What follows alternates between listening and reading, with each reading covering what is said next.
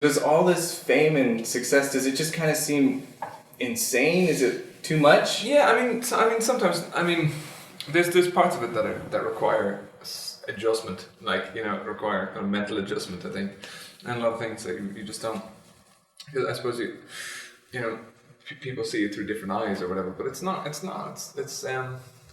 been very, very fortunate, Right. It's a lot of fun. Take Me to Church. Now, your album, that song kind of stands out. Not all your songs are that way. They're not as charged, nor are the videos. Mm-hmm.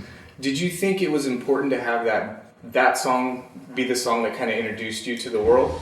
It was some of it was timing as well. That was that was a song that I had kind of I was ready to release then with the first EP, and it was a song that I was excited about and I was proud of. But I think I think part of it too, it was important that song kind of get out there, and it was a good song to start with, I think. Yeah. Did you think it was going to cause as much controversy as you saw? I didn't. I didn't think it would be picked up on radio or anything like that. To be fair, I haven't seen all that much controversy. Yeah. I haven't been affected by any, I don't receive hate mail. That's good. Yeah. Right. So you don't pay attention to YouTube comments and stuff? I don't consider that controversy. Right. I do not consider. I think decidedly the YouTube comment section does not count as controversy. It is. Oftentimes, I've said before, like a public toilet wall. You know what I mean? You can read it if you want to. But, sure. Everyone has an opinion. Absolutely. Much like other things. Yeah. Now I'm gonna try and say the name of your hometown. I'm gonna say Bray.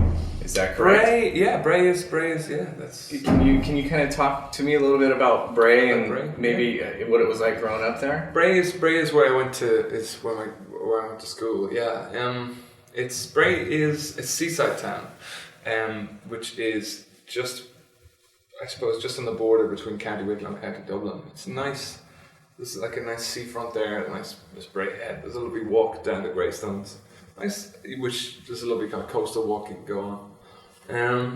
It's a cool town. It's definitely, it's not a huge place. Yeah.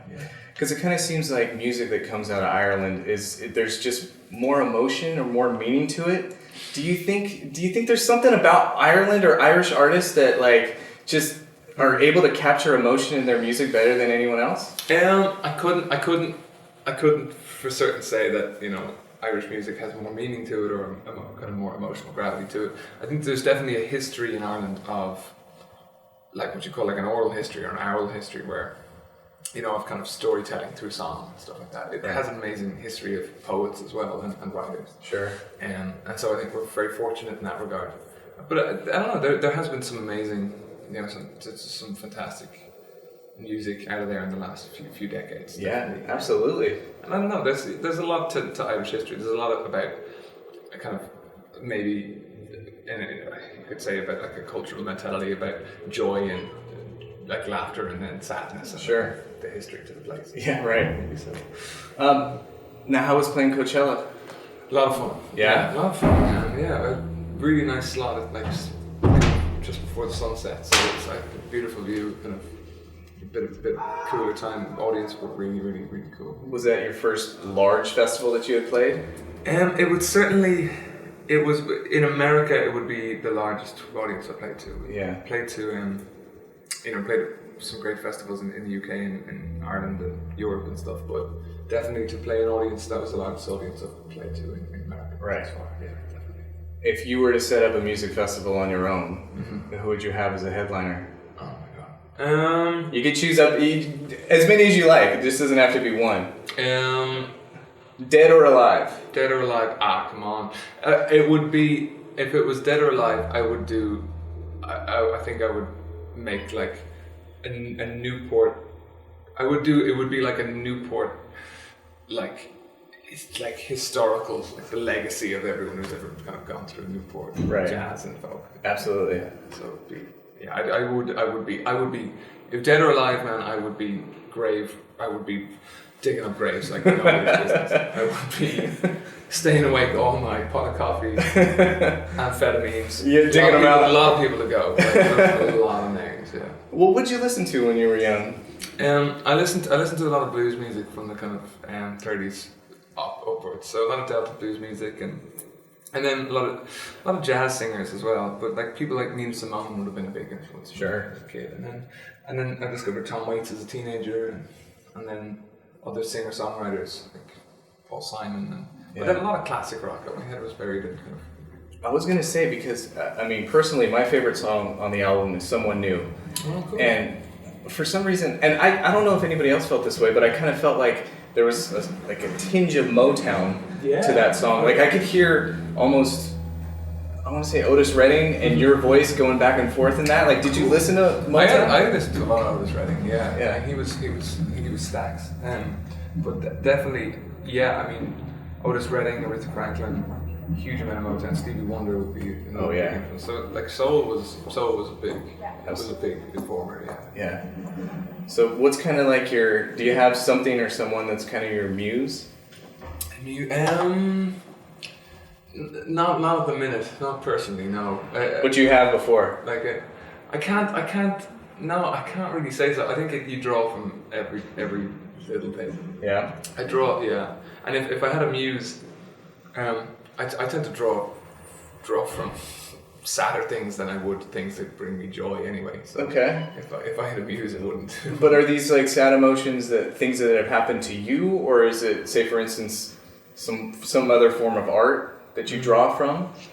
Sometimes, yeah. I think sometimes I definitely draw from media. And I think everyone does, and like I definitely, and then other forms of and other mediums and stuff like that. So of course, yeah, like writing and I wouldn't say there's any simple kind of one kind of muse, but I would definitely draw from books that I'd read or poetry and even just a kind of an amalgam of kind of media attitudes. Yeah. So what are you reading right now while you're on the road? What am I reading? I was reading a lot of poetry recently just because I didn't have the mental energy to give up on a novel. Yeah. I was trying to read This Is Your Brain on Music, you know, are you familiar with that? No. But I just find it's like basically analysis of music through neuroscience. Okay. So what happens to your brain when you listen to music? When you're listening to music? Huh. But poetry is easier, like when you've only 5 minutes or 10 minutes at a time to read anything. So I was reading a lot of Seamus Heaney's. Okay. Sweet. Yeah, which is nice. Yeah. When are you your most happiest? Most happy. I don't know. I think laughing with friends and stuff. Laughing with having time to enjoy that. And I think when I know, probably when you've a day off, the next day. Yeah. When you've a day off the following day. Okay. So you're feeling pretty happy today? Yeah. You got tomorrow off, is that right? I think I have a travel day. We're heading back to Coachella, so that's. Yeah, I think, and when I'm making music as well, there's different. I don't know. Happiness is a complex thing. Are you constantly making music? As much as I can. I don't have a huge amount of time every day to sit down, but the ideas are always coming. Yeah. So anytime I have a day off for a few hours, I can sit down. Right. Try and work through something. What do you think about San Francisco? I really like San Francisco. I really do. And people say that about I'm sure every city they go to. It's special here though, right? Like so. I know, it is. I like so. Our first gig was at the chapel to a few hundred people, and that was one of the most encouraging gigs. I think for on that first little tour, that was the craziest gig. Right. One of the craziest. I just really like beautiful views. All the architecture in every house is different. You might have like a pink house next to a white house next to a blue house. There's colours and shapes and geometrically as well. The city is interesting. Yeah. Everything. What did you feel like before that show at the chapel? What did I feel like beforehand? I was probably tired and stressed like most of the time. Do you get nervous? I before shows I don't really get nervous anymore.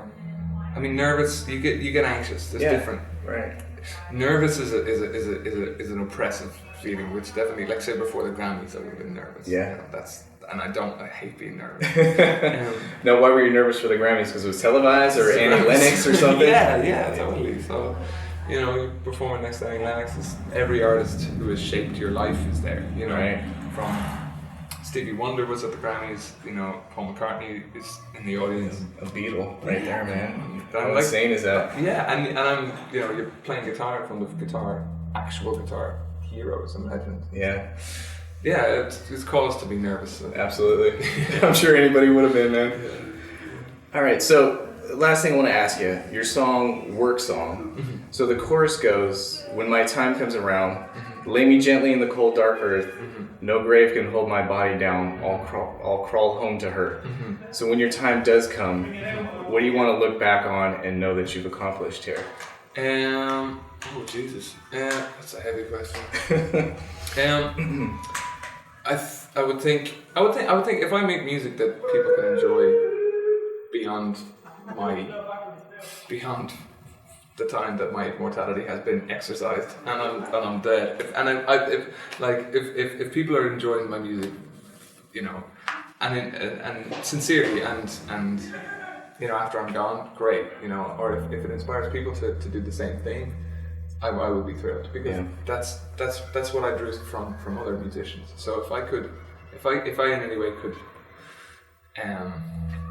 if somebody could get the same amount of joy that I got out of somebody else's music from my music, that would be amazing. Right, somewhere down the line, I still listen to music from, you know, the 30s, 20s upwards. So if somewhere down the line somebody discovers, hey, this guy, you know, and enjoys it, and they're like, that encourages them to write music, that'd be thrilled.